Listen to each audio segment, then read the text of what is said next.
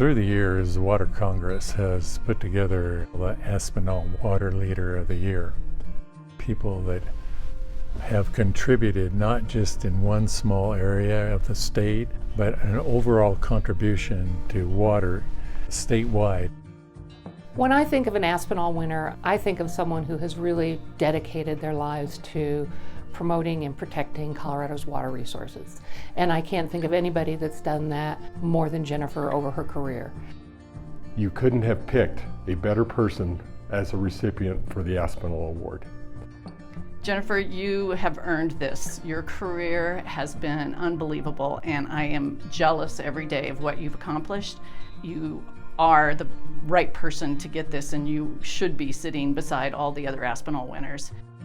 Jennifer is an attorney, an educator, a policy advisor, a policy maker, a collaborator, and just a genuinely good person who cares immensely about Colorado and Colorado water.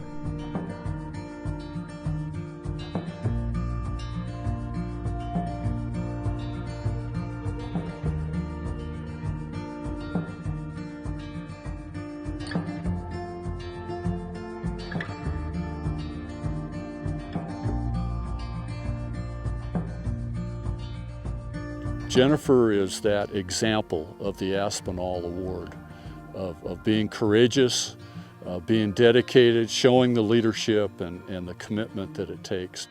I worked with Jennifer when she became the executive director of the Colorado Water Conservation Board in 2008, and I was the chairman of the CWCB.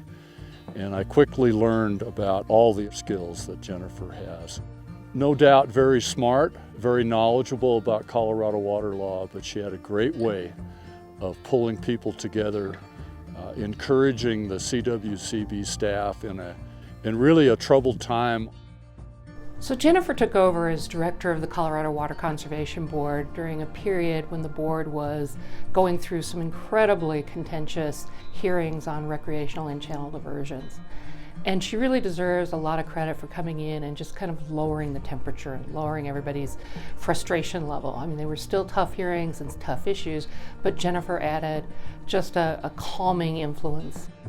She created an organization where she was really leading us right into this next time for water and water negotiations. There was a lot of really big things that she negotiated. Jennifer was instrumental in the projects bill of 2012, getting severance tax funding assigned to water projects. You couldn't have asked for a better director of Colorado Water Conservation Board. Jennifer doesn't have a political bone in her body. She makes decisions and collaborates based on sound science and based on reality, practicality, and the immense background of knowledge and expertise that she has. I first had the opportunity to work with Jennifer Gimbel when she became the director of CWCB in 2008. And up to that point in time, I had never had a female client or a female boss or really a female mentor. And so working with her was an incredible joy, and I learned so much. She would win the Aspinall Award just based on the body of work she's produced during her career as an attorney, as a leader, as a policymaker. But when you put the filter on it, where she's a woman and a leader in a time where our community was really male dominated when a lot of us started out. It's the inspiration that you get watching someone like her be so successful. She was respected by people from all walks of water life, ranchers and municipalities, policy and decision makers all throughout the Colorado River Basin and the 7 basin states. Everyone just thought Jennifer was wonderful. It didn't matter whether you were the head of the administrative unit or whether you were just off the street testifying or whether you worked for her. Jennifer had the ability to empower people.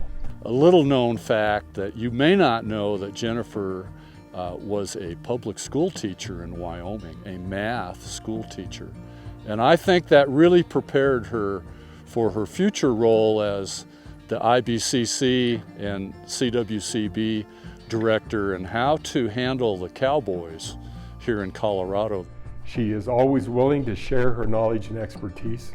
She was an educator when she first graduated from college, being a math teacher, and throughout her career, she's continued to be an educator.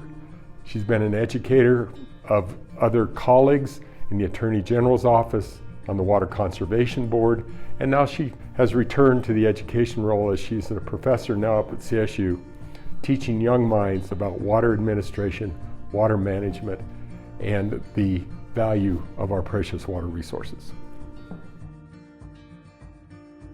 You've taught us several things and reinforced to us things along the way. A few of those might be that listening is always more important than talking, that some subjects are better heard and accompanied by a good history lesson before we make decisions on how we might want to move forward. You've taught us at Northern Water that it's appropriate for staff to hug a certain board member before and after every board meeting, and we appreciate that. And lastly, you've taught us that some decisions might be better made with a glass of wine in one's hand or perhaps a gin and tonic. So thank you for all you've done, not just here at Northern Water, but across our entire state and the Western U.S. over your many years of contribution to water in Colorado. Thank you. I want to cheers your continuing career, and hopefully soon enough I'll be able to clink it with you. As you all know, I'm not embarrassed to drink by myself, but we'll be much happier to drink with you. Cheers.